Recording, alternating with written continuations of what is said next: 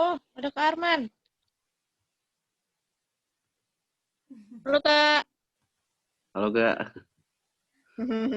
Jam berapa, Kak, di sana, Kak? Di sini udah jam 10 lewat 28 menit. Wow. Wah, lama-lama jadi kalong, Kak Arman, ya. Nggak apa-apa Kak. Mantap sih.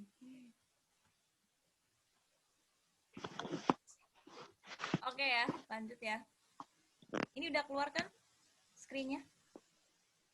Udah. Yuk. Nah, jadi ini kalimat aslinya. Terus example yang pertama, contoh yang pertama, itu she made me angry when she was rude at dinner. Di sini example-nya adalah rewording which shorten and simplifies while maintaining same meaning. Jadi ini yang pertama adalah contohnya di shorten apa? Dipendekkan. Ya, dipendekkan. Di sini kan she angered me with her inappropriate comments, rumor spreading, and disrespectfulness at the formal dinner table. Tapi di sini nggak disebutkan ininya.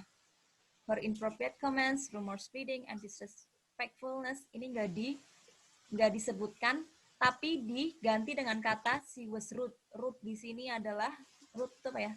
Jahat ya, kejam. Rude itu kejam, Kasar.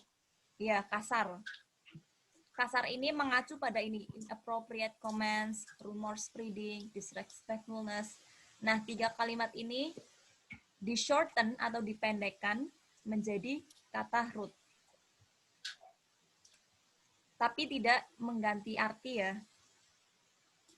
Terus example yang kedua, her impoliteness, gossiping, and general lack of respect at dinner infuriated me. Ini di sini menggunakan sinonim. Inappropriate comments diganti dengan impoliteness, rumor spreading diganti dengan gossiping, terus disrespectfulness diganti dengan general lack of respect. Infuriated me, infuriated, artinya apa ya? Infuriated adalah sinonim dari anger me. Jadi bisa disingkat atau dipendekkan atau juga bisa diganti dengan sinonim dari kata aslinya.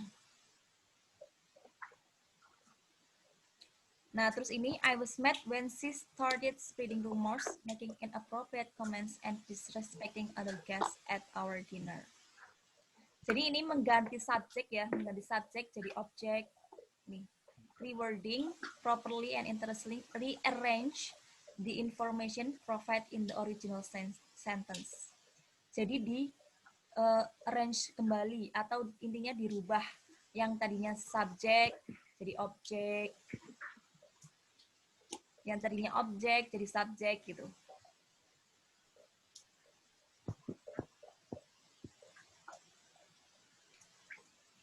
Nah, terus ini change of parts of speech.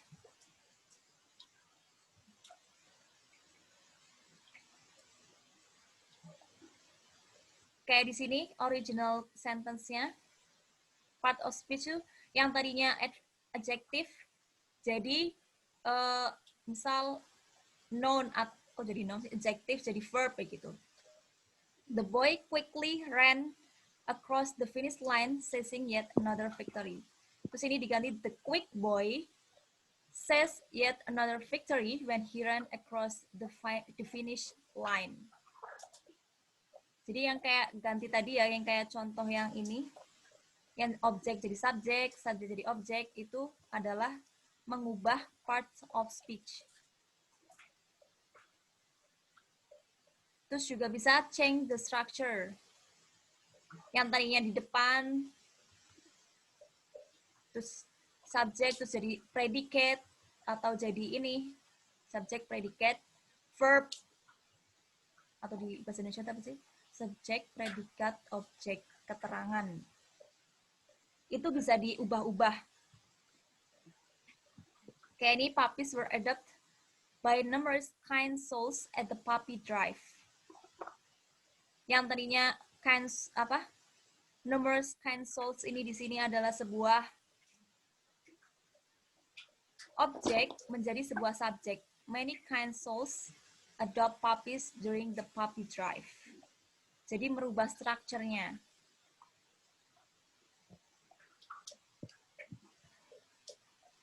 Yang selanjutnya, reduction of clauses. Jadi bisa mengurangi clauses yang yang sedikit membingungkan, tapi juga tidak menghilangkan arti. Kayak di sini, contohnya, well, I understand where you are coming from. I truly respect your opinion. I wish you would express yourself more clearly like Clara does. Tapi di sini dihilangkan kata ini, and truly bla bla bla. Jadi di sini hanya ditulis I understand where you are coming from, langsung and respect your opinion.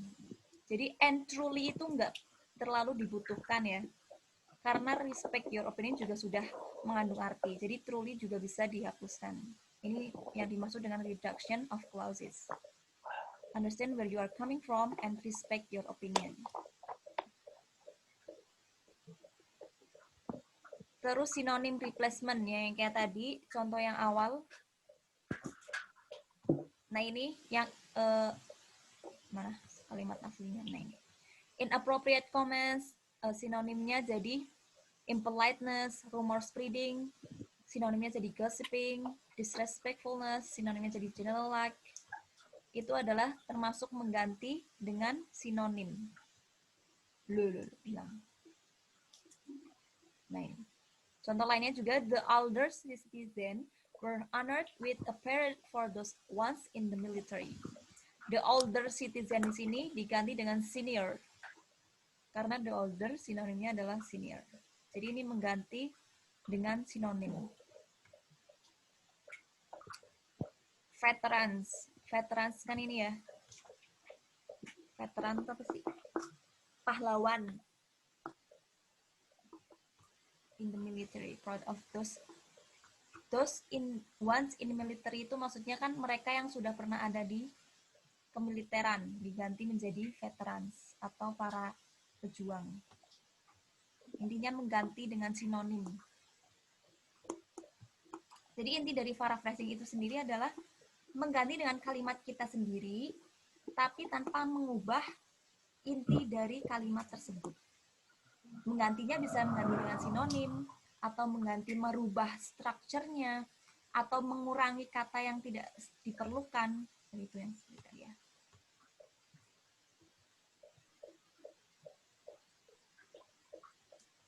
Kita kembali ke apa ini?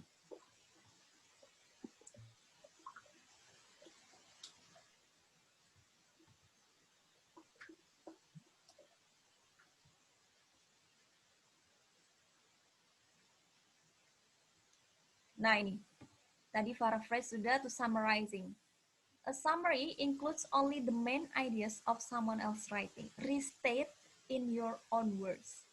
Much shorter than the original text. Always acknowledge the original author when using a paraphrase or summary. Oh ya, summary, paraphrase itu juga tadi. Ini yang tadi akan ada citation kan ya? Sebentar.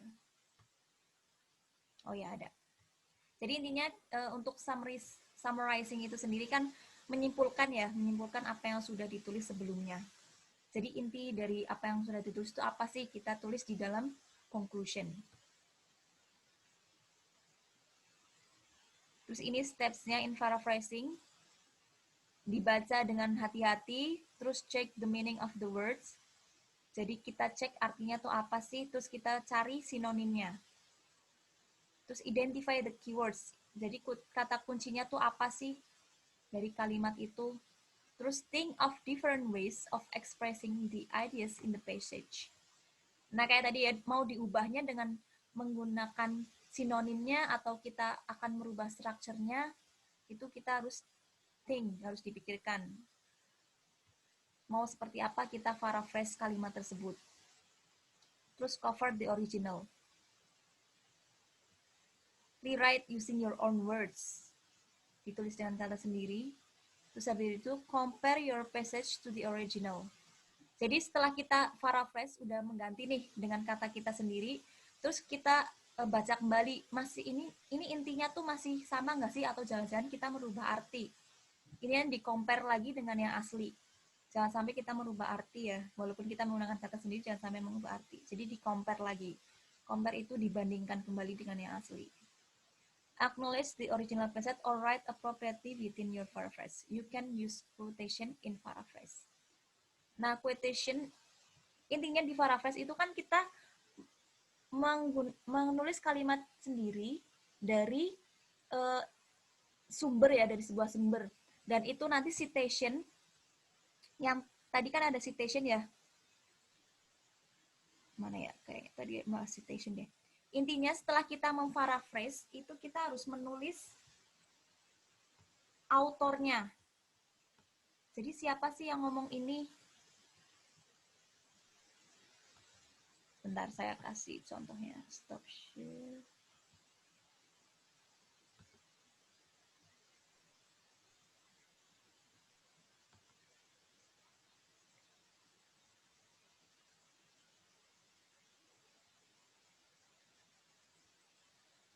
Nah, misal ini contohnya ya.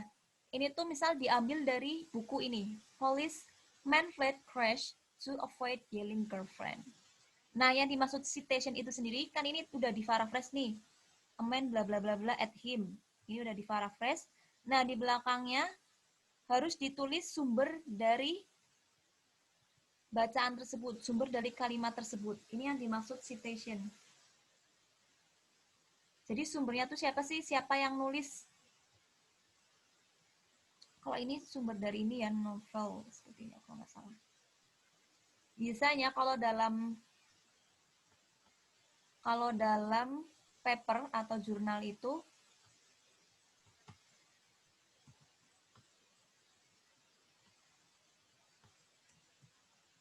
ya, kok nggak mau lanjut.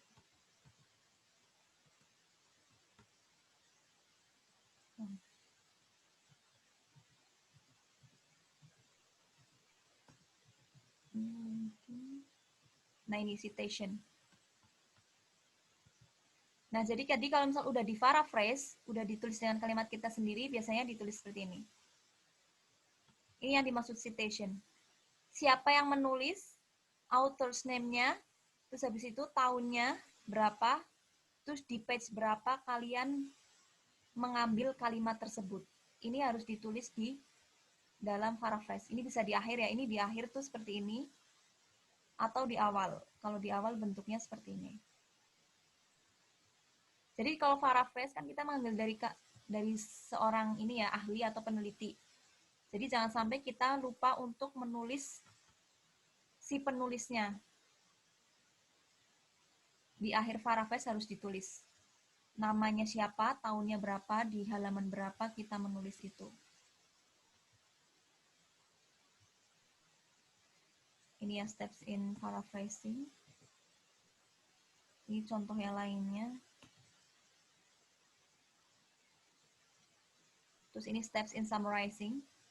Intinya kita baca semua, terus highlight, underline, di underline apa sih inti dari yang sudah kita tulis itu apa gitu. Terus keywords-nya jangan lupa. Terus word summary based on your notes. Terus di compare. Jadi ketika kita sudah membuat rangkuman dari argumen-argumen yang sudah kita buat, jangan lupa juga kita harus membandingkan kembali ya dengan apa yang sudah kita tulis sebelumnya. Dibandingkan kembali ini udah benar belum sih rangkumannya? Udah mencangkup semua yang kita tulis atau belum? Itu harus di-compare kembali. Kalau linking device ini hanya sebuah apa sih yang kayak ini? Transition. Jadi in conclusion, in addition, furthermore, another, kayak gitu-gitu. Jadi biasanya sebelum di awal paragraf itu kadang secondly, firstly gitu kan, misal di paragraf pertama, firstly, coronavirus is a dangerous virus, bla bla bla bla. Terus habis itu di paragraf kedua, in addition, coronavirus can be cured by bla bla bla. Jadi ini cuma kayak transisi di awal kalimat. Contoh-contohnya bisa di sini. For example, in addition, as well as, gitu-gitu. Comparison. Ini hanya contoh-contoh transisi saja.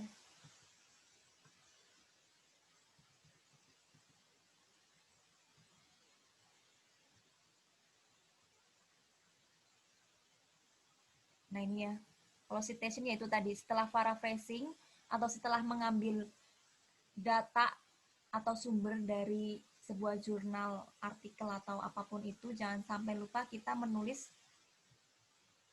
ini. Si penulisnya kita harus tulis, tahunnya kita harus tulis, terus halaman berapa.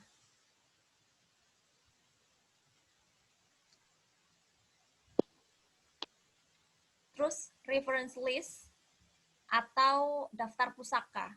Jadi academic writing itu kan harus ini ya, harus menulis daftar pustaka ya.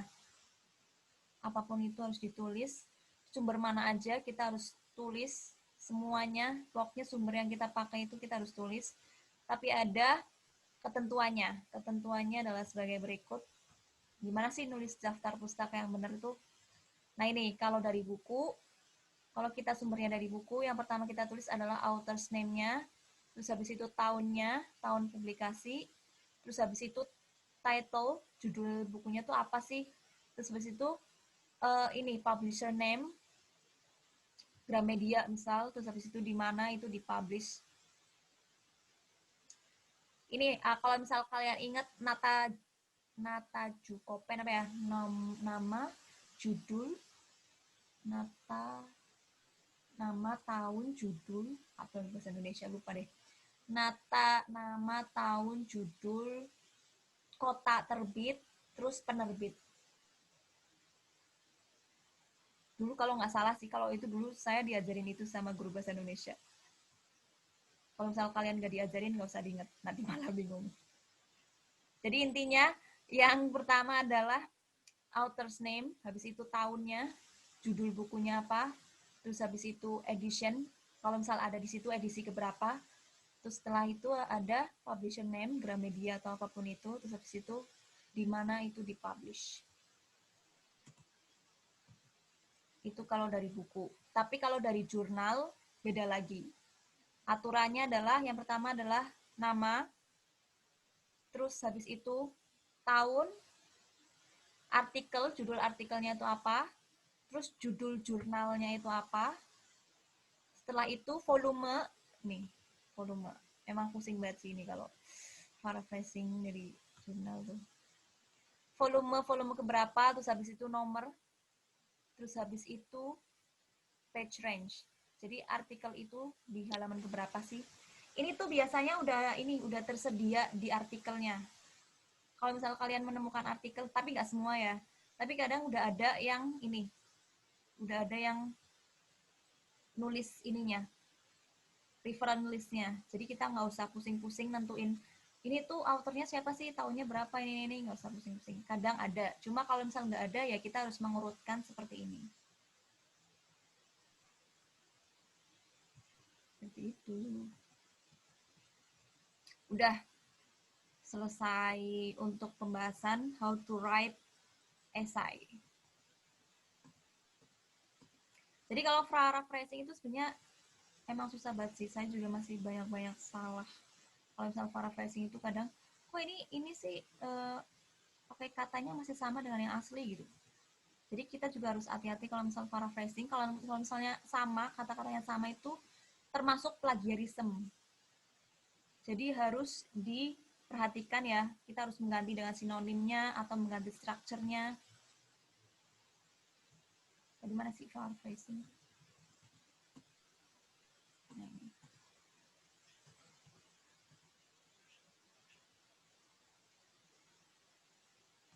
ini kayak ini kan. It can be difficult to choose a suitable place to study English. Ini Difficult di sini diganti dengan sinonimnya it's sometimes hard. To choose diganti to select. Suitable diganti an appropriate place to learn English. Study diganti learn.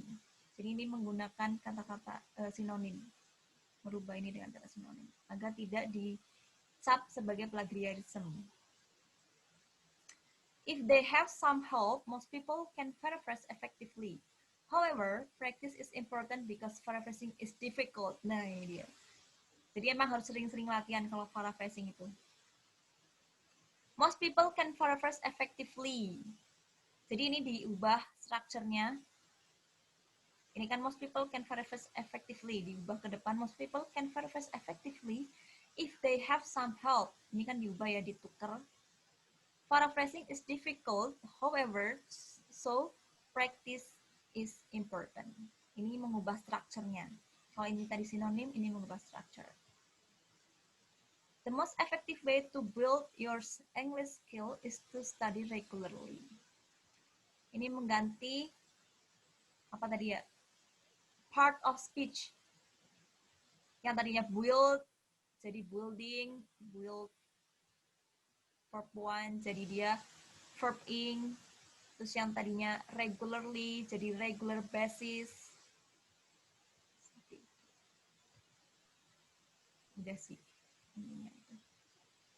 Mungkin so far, is there any question? Di bagian mana?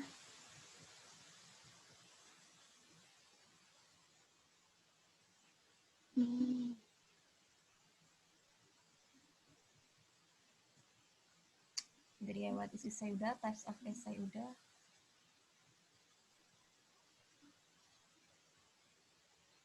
Jadi nanti link-link ini juga akan saya share di Google Classroom, jadi bisa dibuka kembali.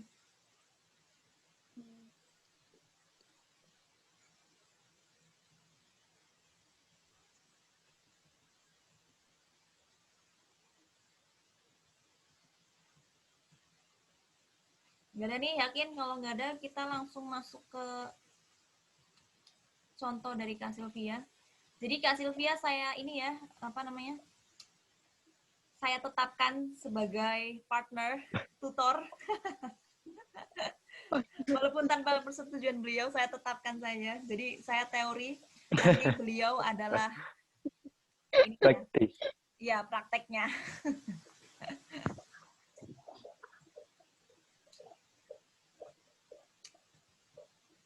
Dan nih so far, so good. Oh, di paraphrasing emang harus banyak-banyak latihan sih, paraphrase. Iya, latihannya. Saya juga nggak bisa menyatakan itu benar atau enggak.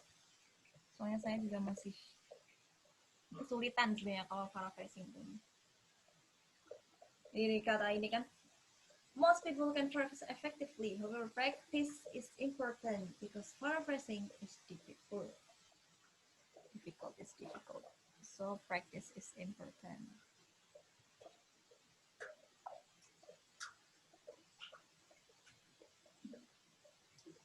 Intinya paraphrase itu ya hanya digunakan ketika kita mengambil dari sumber tertentu.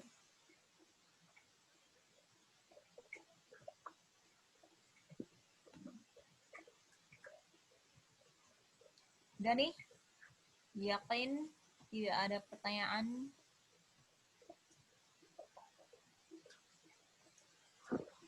Nah, kalau daftar pustaka juga harus diperhatikan ya. Apa? Kalau dari buku nulisnya gimana? Kalau dari jurnal nulisnya gimana?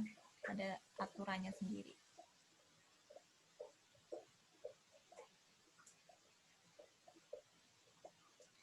Ini tuh sebenarnya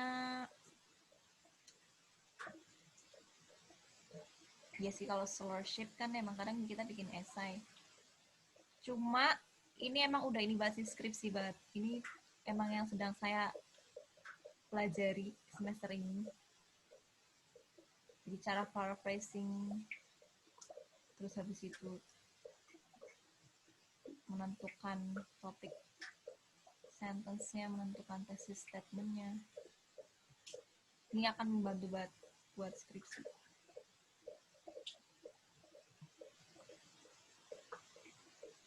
is so hard. Penulisan ini kan apa? Daftar pustaka berarti hampir sama ketika SMA yang buat makalah itu kan ya? Iya, Urutan itunya.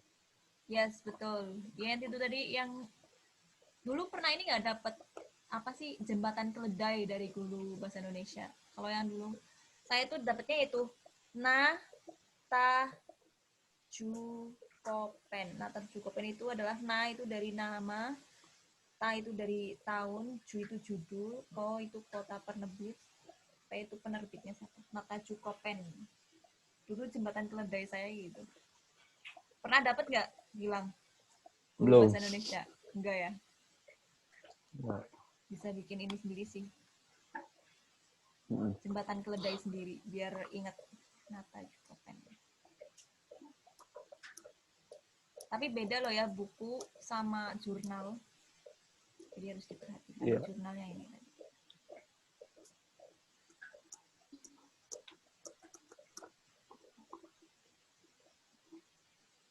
Tapi kalau misal yang harus kita tahu kan kita kalau misal essay writing atau intinya academic writing itu kita nggak boleh ambil sumber dari Wikipedia. Itu nggak boleh. Wikipedia sama blog itu amat sangat tidak boleh. Jadi kalau nggak buku ya jurnal. Nggak boleh dari Wikipedia atau blog. Soalnya itu kan. Kalau ini Kak. Apa? Kalau sepertinya apa di jurnal ini gini, terus di jurnal yang lainnya itu hampir mirip tapi ada tambahan. Kita ngambilnya dua-duanya atau gimana? Ya dua-duanya boleh. Kita paraphrase itunya. Kita ya yang penting harus itu sih paraphrase-nya itu tadi. It's okay ngambil dua-duanya. Untuk menguatkan tapi kan itunya argumen apa? Kan? Ketika nulis itunya referen itunya setelah itunya gimana? Ada 2 orang berarti? Iya, tetap ditulis. Jadi semua sumber yang kamu dapatkan itu tetap ditulis di daftar pustakanya itu nanti, reference list-nya. Ditulis semua. Walaupun itu kayak cuma tambahan atau apa, tetap ditulis. Semuanya pokoknya. Semua yang kamu dapatkan, sumber-sumber itu ditulis semua.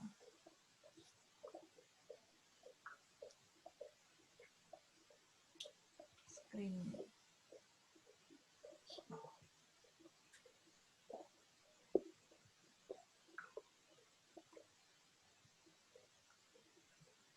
Nah ini kelihatan nggak saya share ini sticky note? Iya. Kelihatan Kak. Ini adalah itu web jurnal yang udah kredibel, yang udah diakui internasional. Jadi ada Taylor and Francis. Kalian mau mencari tentang apapun bisa di sini. Terus ada Elsevier, Willy. Ini Science Direct.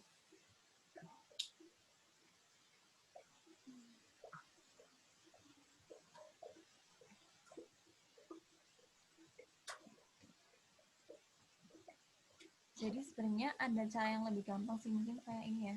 Contohkan aja ya Science Direct. Science Direct.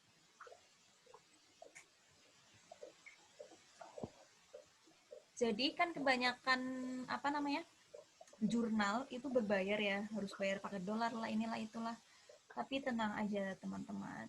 Jadi ada sebuah aplikasi online yang mana itu bisa membuka semua jurnal yang berbayar.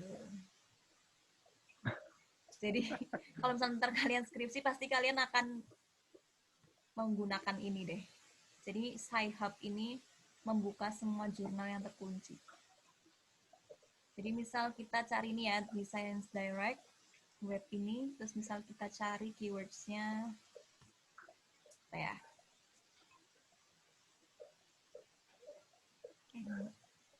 Coronavirus.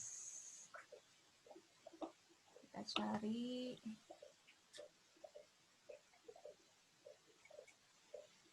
nah ini. Misal ini ya, ini artikel.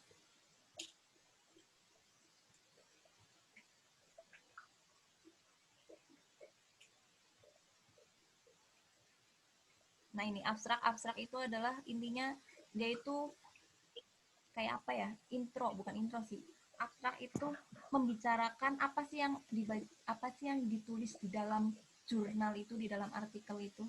Jadi abstrak itu kayak bukan summarizing, hampir sama kayak sebuah rangkuman, tapi dia itu tidak selengkap conclusion. Jadi intinya kayak sebuah ini aja sih, apa ya abstrak tuh kalau di ini ya. Intinya abstrak itu menceritakan apa sih yang akan dibahas di artikel itu gitu. Nanti kalau misal kalian buka jurnal itu bentuknya kayak gini. Nah, kalau misal jurnal itu kekunci, nah kalian tinggal ini copy aja nih. Linknya, kita copy link location. Terus kita ke sini.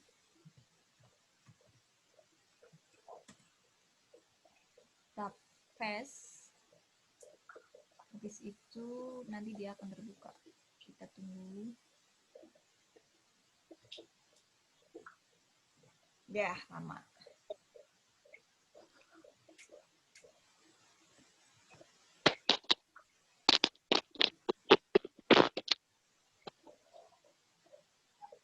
Loh, kok lama? Karman ngantuk ya? Bekas. Bingung. Mukanya Saya muka Pak, kalau jurnal kan ini biasanya bahasanya formal semua, jadi iya saya kan, bingung. academic writing memangnya itu Heeh. academic writing kan bahasanya formal dan Iya, makanya bingung-bingung sendiri itu iya apaan betul. ya. Jadi emang harus pegang kamus terus sih kalau baca jurnal tuh. Jadi kalau misal udah tadi ngopi linknya itu kan biasanya langsung ke download, otomatis pasti ke download, langsung ke download. Ini misal di sini. Nah terus tadi citation ini tuh udah nih. Jadi kalian nggak usah pusing-pusing. Jadi itu citationnya ini tinggal di copy paste aja. Nama, tahun, ini judulnya, bla bla bla bla. Terus ini environmental research itu adalah judul dari jurnalnya. Terus ini adalah, ini kayaknya itunya deh, page-nya. Page 100.010 bla bla bla. Jadi ini tinggal di copy aja terus dimasukin ke daftar pustaka. Udah. Jadi Sci-Hub ini akan sangat membantu kalian nanti untuk skripsi. Jadi nggak usah pusing-pusing ngurutin sendiri namanya siapa bla bla. Kalau udah pakai Sci-Hub ini udah tinggal copy paste aja. Sebenarnya ini sih nggak tahu sih ya ini legal atau ilegal ya, soalnya kan harusnya kita bayar tapi kita buka ini. Ada cara. Iya, nggak tahu tapi dosen-dosen emang ini sih, maksudnya emang nyuruh kita buat pakai ini biar nggak usah bayar gitu. Berarti mungkin Sarah, legal. sorry tuh kayaknya Kak Firda nanya deh, mau iya. izin ya? Itu izin live duluan ada. Oh gitu, iya oke.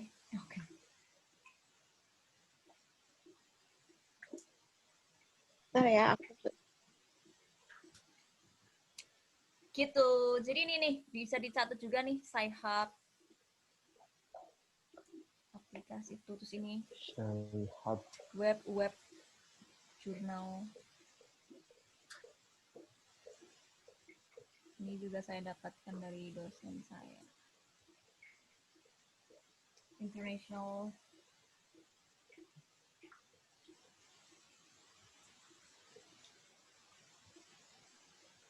Cuma mungkin yang sering digunakan itu kan nggak tahu ya, karena saya emang nanti tesisnya bahasa Inggris jadi harus internasional atau bagaimana, tapi biasanya teman-teman saya dari fakultas lain itu mereka cuma pakai ini Google Scholar. Jadi Google Scholar ini sendiri juga kumpulan, cuma kumpulannya dari Indo. Jadi jurnal-jurnal Indonesia juga ada di sini, tapi internasional juga ada. Kalau yang tadi saya tunjukkan itu khusus internasional. Jadi nggak ada jurnal Indonesia di sana. Ada sih, cuma beberapa aja, tapi yang sudah kredibel, yang sudah diakui. Kalau di sini jurnal-jurnal Indonesia tuh banyak Google Scholar. Jadi misal mau cari apa, itu juga di sini bisa. Saya juga kemarin cari ide, bukan ide sih, cari apa ya? Ya ide buat topik skripsi itu saya cari-cari dari jurnal-jurnal ini. Jadi nanti kalian juga mau cari ide juga bisa banget dari ini. Dari Google Scholar, ide untuk skripsi. Mungkin Kak Arman juga udah mulai biasanya semester 5 tuh udah disuruh cari ini ya Kak ya, topik ya. Iya, udah. Atau udah dapet malah? Apa? Udah dapet topiknya? Belum sih. Oh belum. Dulu saya udah dapet semester 5, cuma ternyata pas semester 6 saya propose, ditolak. Ya, ditolak. Sakit sekali. Tapi ya itu, saya cari-cari lagi topik untuk referensi dari sini, dari Google Scholar, dari jurnal-jurnal yang tadi. Kak Arman bahasa Inggris kan ya? Iya. Semangat. Itu teman-teman. Gimana? So far, so good. Di sini kita masuk. Mungkin kita habisin aja nih, tinggal 1 menit. Nanti session berikutnya langsung Kak Sylvia ya. Sudah siap Kak Sil? Atau masih mengerjakan?